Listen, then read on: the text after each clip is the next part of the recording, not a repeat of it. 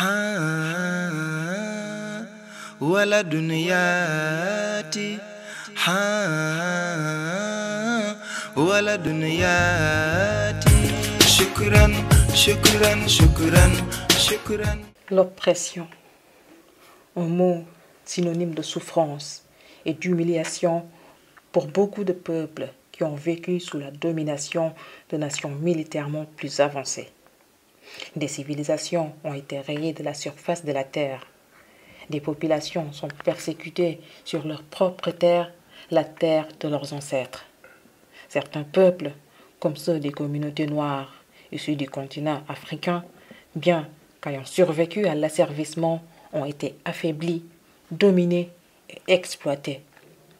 Et aujourd'hui encore, ils sont persécutés à travers les 5 continents. Les peuples, sous le joug de l'oppression, ont longtemps adressé à Dieu des suppliques destinées à mettre fin à la souffrance dont ils sont victimes. Le Coran semble annoncer la bonne nouvelle à ces peuples affaiblis et déconsidérés sur terre.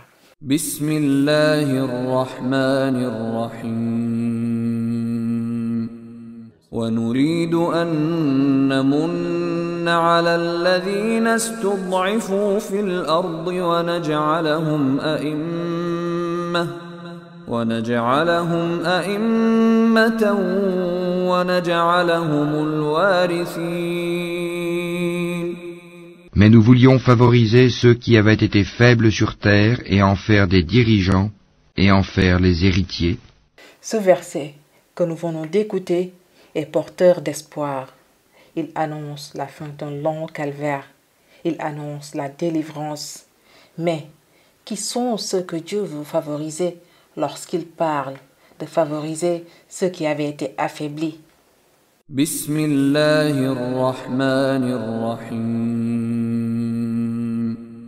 ونريد أن نمن على الذين استضعفوا في الأرض ونجعلهم أئمة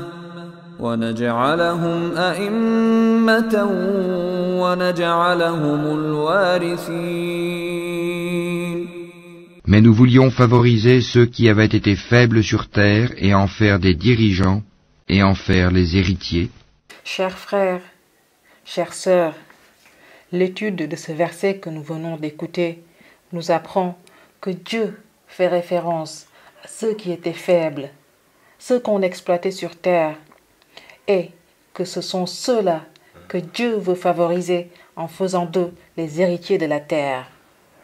Nous allons dans un premier temps, en cette année 2020, interroger l'histoire des populations opprimées, exploitées, qui ont le plus subi des injustices à travers le monde, afin de désigner avec certitude le peuple dont Dieu fait référence à travers ce verset.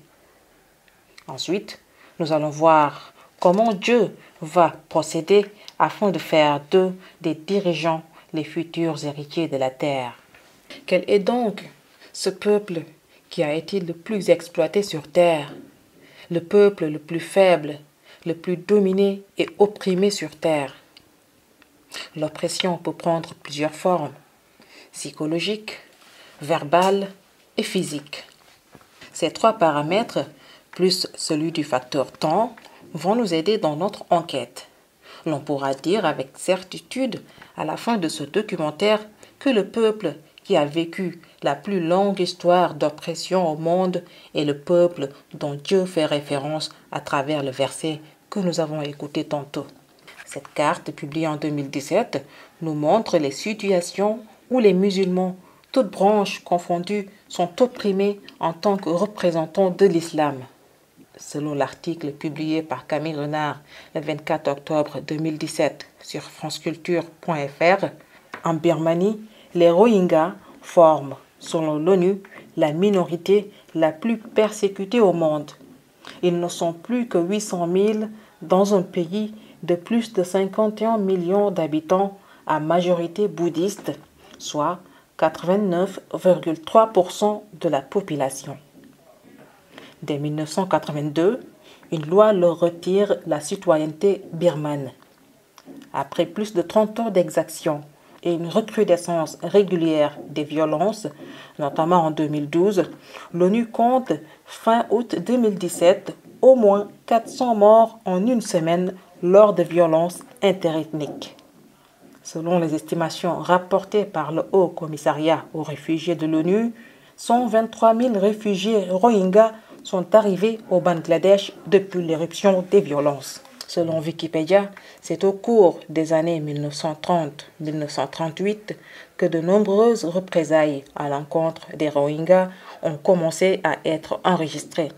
L'oppression envers les Rohingyas date donc de moins d'un siècle. En Chine, dans la région du Xinjiang, située au nord-ouest de la Chine, vivent 9 millions d'Ouïghours, une ethnie musulmane sunnite minoritaire en Chine, mais majoritaire dans la province du Xinjiang, située au nord-ouest du pays. Turcophone, le peuple ouïghour est aussi présent au Kazakhstan, en Ouzbékistan, au Kirghizistan et en Turquie.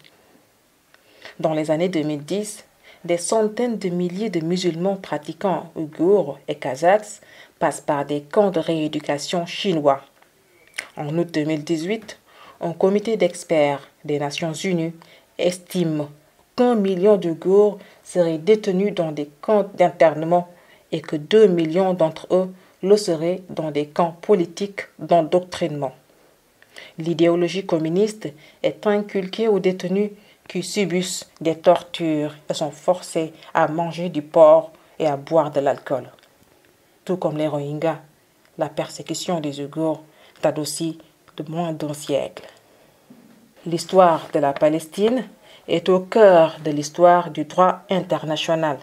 Le conflit israélo-palestinien est né de la création de l'État d'Israël en 1948 dans un territoire déjà occupé par le peuple palestinien. Le 14 mai 1948, jour de la déclaration d'indépendance d'Israël, les forces juives expulsent près de 400 000 Palestiniens du territoire prévu pour l'État juif et occupent la majorité de ces villes arabes.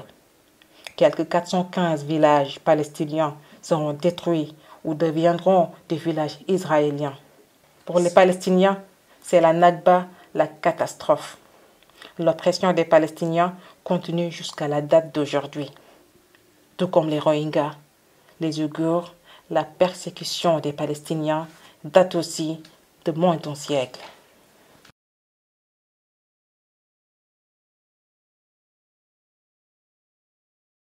Des cellules comme celle vous faisant face, réservées aux hommes, faisant chacune 2,60 m sur 2,60 m, on en mettait 15 à 20.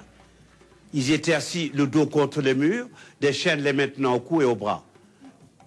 Au milieu de la chaîne où vous aviez une grosse boule que l'esclave était obligé de porter entre les deux mains de jambes. Rendez-vous compte, pendant 3 siècles et demi et sans répit, traqués, chassés, arrachés à leur sol natal comme les racines des temps, sous la torture et l'humiliation. Comme le montre cette carte, que l'on enseigne dans les écoles, depuis la côte atlantique, pendant plus de 3 siècles et demi, 12 millions de Noirs ont été déportés vers les Amériques. Déportés par des Européens. Une traite inhumaine, dans des conditions barbares, fondées sur un racisme absolu, où les Noirs étaient considérés comme des sous-hommes. On parle beaucoup des camps de concentration juifs que nous respectons en tant qu'Africains. Les camps de concentration juifs n'auront pas duré plus de 12 ans. La traite des Noirs aura duré 3 siècles, de 1536 à 1848. Heureusement, aboli par la France, on parle presque jamais de cette traite des Noirs. Eh bien, en tant que conservateur de ce lieu, madame, monsieur, j'en parlerai toute ma vie. Vous avez entendu? Plus de 3 siècles d'esclavage. Aucun peuple n'a autant souffert de l'oppression que les peuples noirs d'Afrique. Welcome. I come here today to talk about how I feel, and I feel like that we are treated differently than other people, and I don't like how we're treated, and just because of our color doesn't mean anything to me. I believe that You're doing great. You're doing a great job. Don't stop. Do not stop. We are black people and we shouldn't have to feel like this. We shouldn't have to protest because y'all are treating us wrong. We do this because we need to and have rights.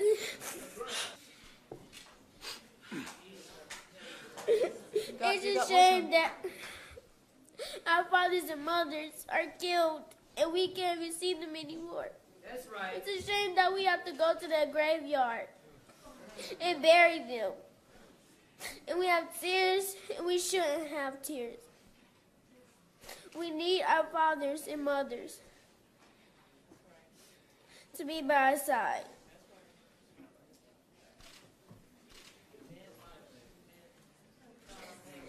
Les paroles de cette jeune fille décrivent bien toute la souffrance des peuples noirs victimes du racisme.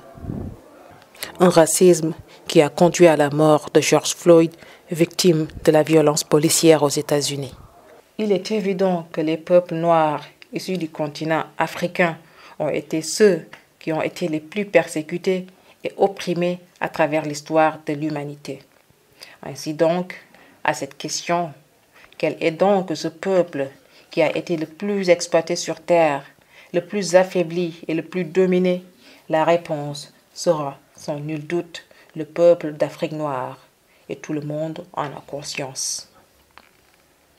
Les peuples d'Afrique noire ont pendant longtemps été exploités, de la même manière que ces terres ont été vidées de ses richesses.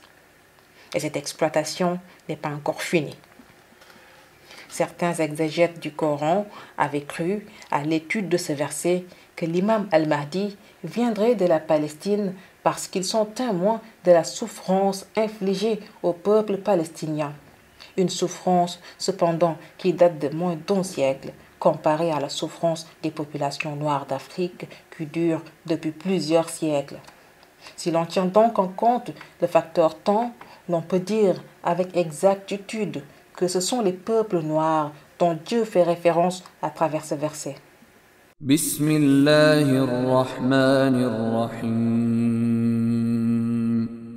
ونريد أن نمن على الذين استضعفوا في الأرض ونجعلهم أئمة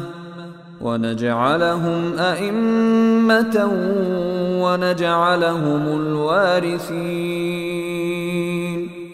Mais nous voulions favoriser ceux qui avaient été faibles sur terre et en faire des dirigeants et en faire les héritiers. Le doute n'est plus permis. Les exégètes du Coran qui soutiennent la thèse selon laquelle Dieu fait référence au peuple palestinien dans ce verset ont oublié que l'Afrique a subi pendant des siècles l'esclavage. Elle a été exploitée, ses richesses spoliées, de telle sorte qu'aujourd'hui l'Afrique n'a presque pas d'issue pour pouvoir se développer. Donc, si Dieu, subhanahu wa ta'ala, parle de ceux qui ont été affaiblis, on doit penser automatiquement au peuple d'Afrique. C'est ce peuple qu'on a longtemps exploité, vendu comme esclave et qui a subi toute forme d'oppression. Allah subhanahu wa ta'ala a dit ainsi qu'il allait favoriser ces gens en faisant d'eux des dirigeants. Ainsi donc, Mawlaya Seydi Mohamed El-Cheikh nous explique que Dieu, de par sa sagesse et sa perfection, a fait exprès de sortir Al-Mahdi en Afrique. Il veut favoriser ceux qui ont longtemps sombré dans la faiblesse, le peuple qui a longtemps été exploité et dominé pour faire d'eux les futurs dirigeants et héritiers du monde. Tous ceux qui font des recherches savent que de tous les continents, celui qui a été le plus martyrisé est l'Afrique. Le Coran s'est clairement exprimé là-dessus. C'est Dieu en personne qui veut favoriser ce peuple opprimé de l'histoire afin d'en faire le peuple dirigeant de la terre. Nul n'est sans savoir que celui que tout le monde attend pour ce poste de gouvernance planétaire est bien l'imam al-Mahdi. Pour tout ce qui est de la richesse, donc, on attend la venue de l'imam al-Mahdi qui, en compagnie du prophète Isa alayhi salam, rendra toutes les richesses du monde aux musulmans. De cette réalité, l'on comprendra également que tous les fléaux qu'a connus l'Afrique est une épreuve divine. Certaines questions sont récurrentes. Pourquoi l'Afrique ne peut pas se développer? Pourquoi l'Afrique ne peut pas changer de mentalité? Avec toutes les ressources minières et naturelles qui sont enfouies dans le sous-sol africain, pourquoi l'Afrique ne peut pas avancer? Ceux qui se posent ces questions ne savent pas que lorsque Dieu subhanahu wa ta'ala veut favoriser un peuple, il leur fait d'abord subir des épreuves. Tout le retard de développement aujourd'hui en Afrique est considéré comme une épreuve. Mais dans un proche avenir, les populations noires se réveilleront un jour pour dépasser cette phase. Et lorsque le réveil se fera, viendront la réussite et l'opulence, accompagnées de la victoire, comme l'a prédit le Coran.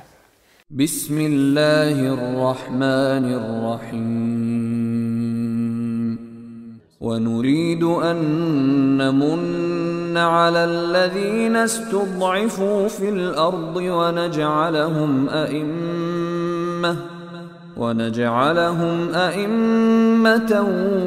ونجعلهم الوارثين. Mais nous voulions favoriser ceux qui avaient été faibles sur terre et en faire des dirigeants et en faire les héritiers. Pour être un dirigeant, il faut gouverner la terre.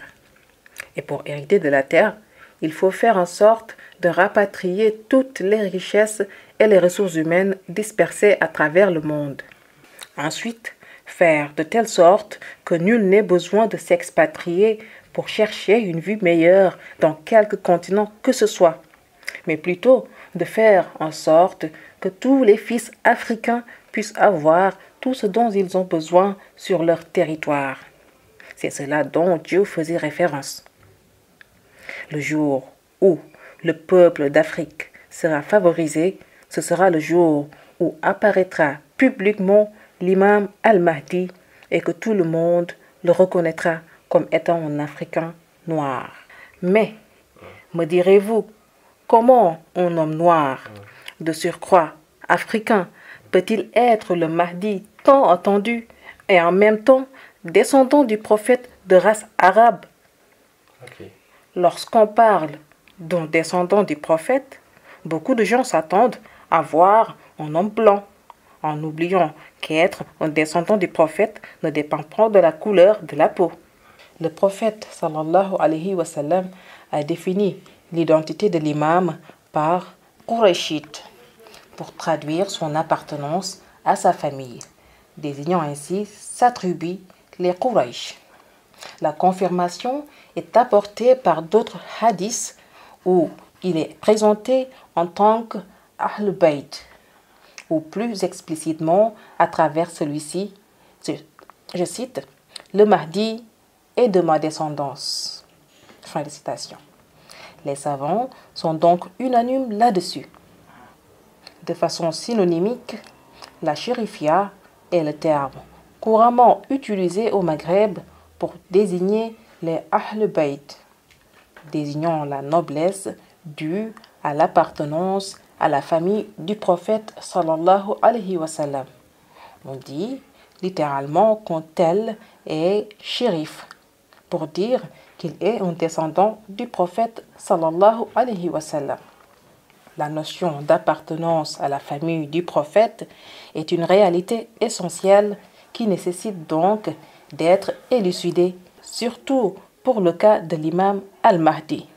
À ce propos, Sayyidina Ali ibn Abi Talib avait précisé que l'imam al-Mahdi ne sera pas un arabe, mais plutôt un homme noir. Une parole rapportée dans Abu Daoud, mais dont la version originale a été ainsi présentée, je cite, « Il ne ressemblera pas au prophète sallallahu alayhi wa sallam de par son apparence ». Fin de citation. Selon Abi Ishaq, Sayyidina Ali radiyallahu ta'ala anhu, en regardant son fils Hassan, a dit, je cite, « Mon fils, que voici, est un Sayyid, comme le prophète sallallahu alayhi wa sallam l'avait appelé. De sa descendance sortira un homme qui portera le nom de votre prophète, Mohammed. Il lui ressemblera moralement, mais ne lui ressemblera pas par l'apparence. Puis, il raconta le récit. Il remplira la terre d'équité. Avant tout, il faut se rappeler que Sayyidina Ali ibn Abi Talib avait une particularité parmi les khalifes du prophète sallallahu alayhi wa sallam. En plus d'être un cousin germain du prophète sallallahu alayhi wa sallam, il avait été distingué de par sa séance dont une grande partie mystique était héritée du prophète sallallahu alayhi wa sallam.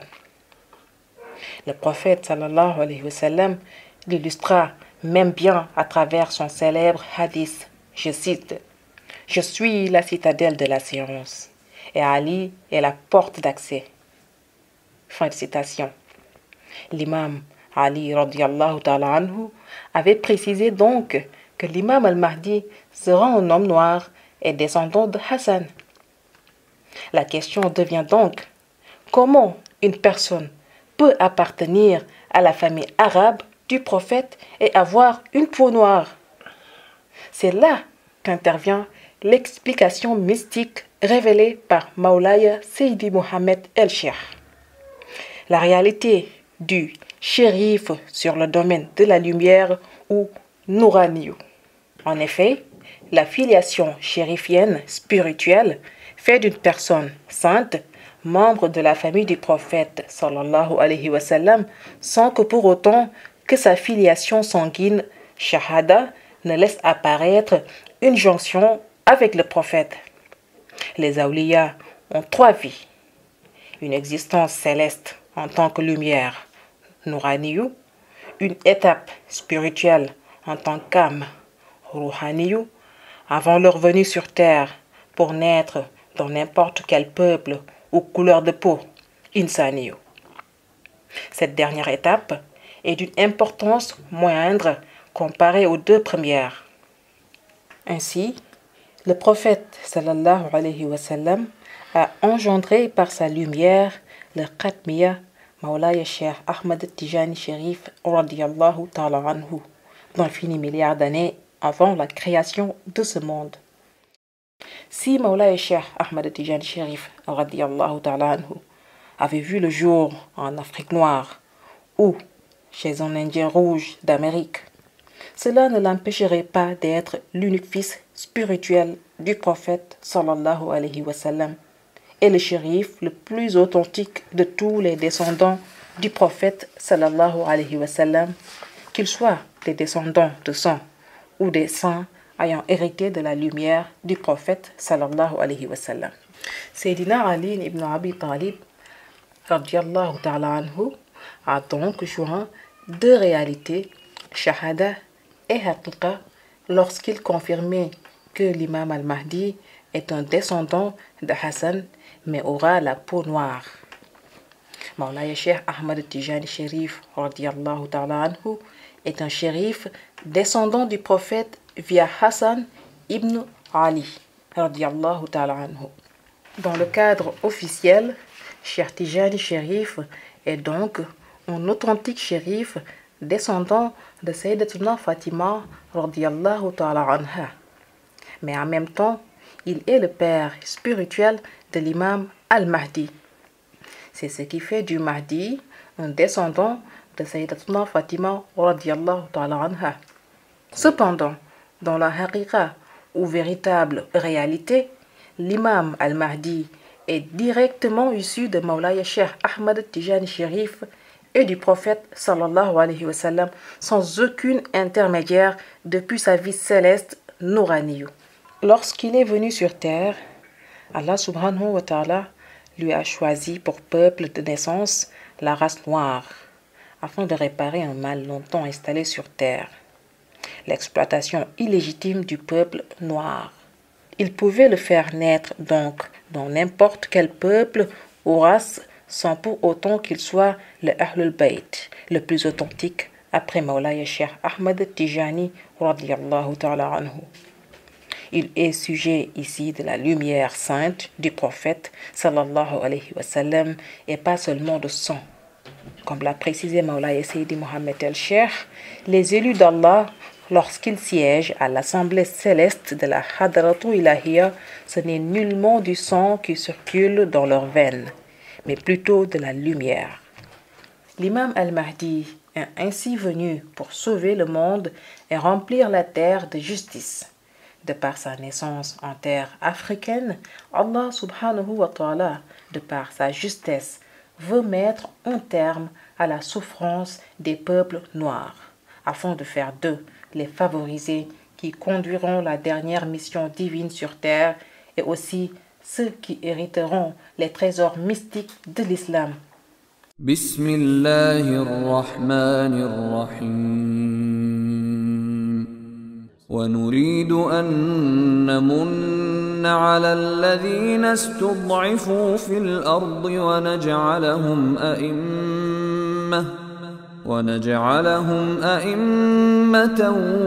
ونجعلهم الوارثين. Mais nous voulions favoriser ceux qui avaient été faibles sur terre et en faire des dirigeants et en faire les héritiers. الله نور الله لا إله إلا الله أليف الله نور الله لا إله إلا الله أليف الله نور الله لا إله إلا الله أليف الله نور الله لا إله إلا الله أليف الله نور الله لا إله إلا الله أليف الله الله الله الله الله الله أليف الله الله الله الله الله الله أليف الله الله الله الله الله الله أليف